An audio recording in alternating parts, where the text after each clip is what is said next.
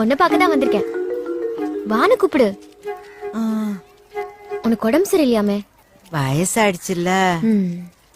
நீ என்ன பார்க்கவா வந்த? ஆமா, இந்தா. எதுக்குமா இதெல்லாம்? எல்லாம் எங்க வீட்டுல விளைஞ்சதுதான்.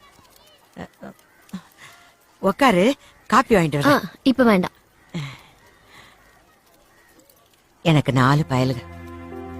எவனும் நான் எப்படி இருக்கேன் என்ன ஆனேன்னு கூட பாக்கறது இல்ல. நீ நம்புவியா? ஒரு பொண்ணை பெத்திருந்தா என்னை இப்படி விட்டுருப்பாளான்னு காலையில் தான் நினைச்சேன். நீ வந்துட்ட. அப்புறம் நான் உன் பொண்ணு இல்லையா? என்னால யாருக்கும் எந்த பிரயோஜனமும் இல்ல. என்ன போய் பார்க்கணும்னு வந்திருக்கியே. உள்ள வா வா.